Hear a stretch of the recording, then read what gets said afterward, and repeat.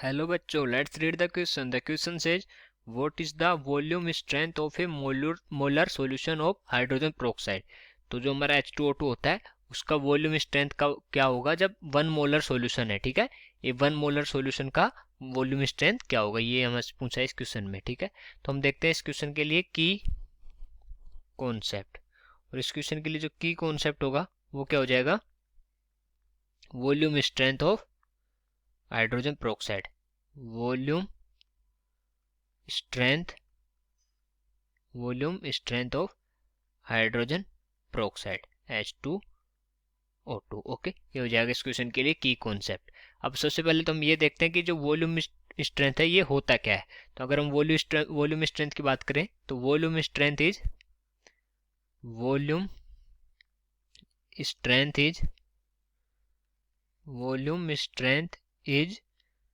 the volume of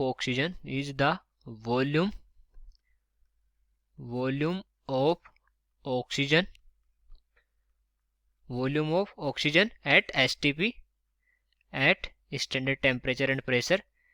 STP liberated from one volume sample of liberated from one volume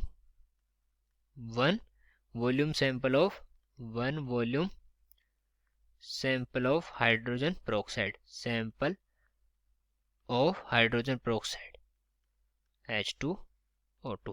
okay, ये होता है हमारा volume strength. अब हम देखते हैं कि जो 1 मोलर सॉल्यूशन है उसमें कितना इसका जो हमारी ऑक्सीजन है वो लिबरेट होगी, तो उससे हम निकाल पाएंगे इसका वॉल्यूम स्ट्रेंथ कितना होगा. ओके, तो हम देखते हैं कि जो हमारा H2O2 होता है, हमारा H2O2 इसका मोलिकुलर वेट कितना होता है. अगर मोलिकुलर वेट की बात करें,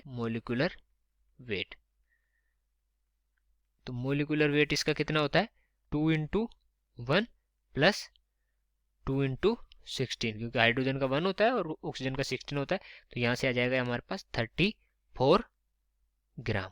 ओके, और हमें दिया हुआ यहाँ पर 1 मोलर सॉल्यूशन. 1 मोलर सॉल्यूशन का क्या मतलब होता है कि 1 मोलर सॉल्यूशन का मतलब हो गया मोलरिटी. अगर इसकी मोलरिटी 1 है, 1 मोलर सॉल्यूशन है, 1 मोलर सॉल्यूशन का मतलब हुआ कि 1 मोल इन 1 लीटर सॉल्यूशन, 1 मोल इन 1 लीटर सॉल्यूशन. और ये 34 ग्राम पर मोल होगा, क्योंकि जो मोलिकुलर वेट की यूनिट होती है क्या होती है, ग्राम पर मोल. अगर यहाँ पर 1 मोल है और 34 ग्राम इसका मोलिकुलर वेट है, तो मोल इज इक्वल टू क्या होता है, मोल इज इक्वल टू होता है वेट अपॉन मोलिकुलर वेट. तो मोलिकुलर वेट अगर 34 ग्राम पर मोल है तो और मोल इसके 1 है तो वेट कितना हो जाएगा, वेट भी सेम ही होना चाहिए. तो 34 ग्राम क्या हो जाएगा, इसका वेट हो जाएगा 34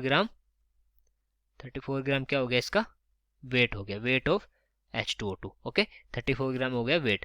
अब हमें पता है कि जो रिएक्शन होती है जिसमें ये डिकम्पोजिशन होता है किसका, H2O2 का, वो रिएक्शन कैसे होती है, 2H2O2 डिकम्पोज किस में होता है, डिकम्पोज होता है हमारा H2O. तो यहाँ से आ जाएगा 2H2O प्लस O2. ओके, इस तरह से ये डिकम्पोज होता है. तो मतलब कि 2 मोल हाइड्रोजन पेरोक्साइड के बनाते हैं 1 मोल ऑफ किसका, ऑक्सीजन का. तो यहाँ हम लिख सकते हैं क्योंकि 1 मोल का कितना है 34 ग्राम, तो 2 मोल का कितना हो जाएगा 68 ग्राम. ओके, तो हमें लेना पड़ेगा यहाँ पर 68 ग्राम, चूंकि 68 gram of H2O2, 68 gram of H2O2 gives 22.4 litre of O2. क्योंकि जो इसके 2 मोल हैं तो 1 मोल इसका दे रहा है, तो 1 मोल का मतलब क्या हुआ 22.4 लीटर ऑफ ऑक्सीजन. तो यहाँ पर हम देखें तो हमारे पास जो 1 मोलर सॉल्यूशन है उसके लिए कितना ग्राम है, 34 ग्राम है. तो अगर 34 ग्राम के लिए निकालें तो 34 ग्राम के लिए ये कितना हो जाएगा 22.4 डिवाइड बाई 68 इंटू 34. ओके, क्योंकि 1 ग्राम के लिए हो जाएगा 22.4 अपॉन 68 और 34 ग्राम के लिए हो जाएगा इंटू 30. तो यहाँ से हम निकालना चाहें तो ये आ गया हमारे पास 11.2 litre of O2. 11.2 litre of O2 आ गया यहाँ से, क्योंकि ये डिवाइड बाई 2 हो जाएगा, 22.4 डिवाइड बाई 2।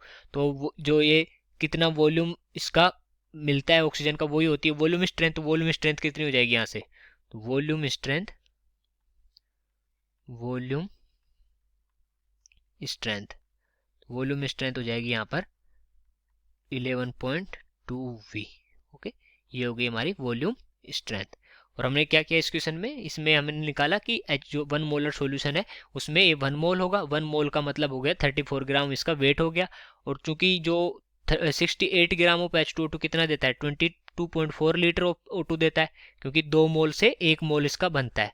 और हमारे इसकी डेफिनेशन है कि वॉल्यूम स्ट्रेंथ होती है volume of oxygen at STP. तो वॉल्यूम ऑफ ऑक्सीजन कितना हो गया, अगर 34 ग्राम के लिए लें तो वो हो जाएगा हमारा 11.2 लीटर ऑफ O2, और यही हमारा हो जाएगा volume strength. Okay, so I hope you understood it well. Best of luck.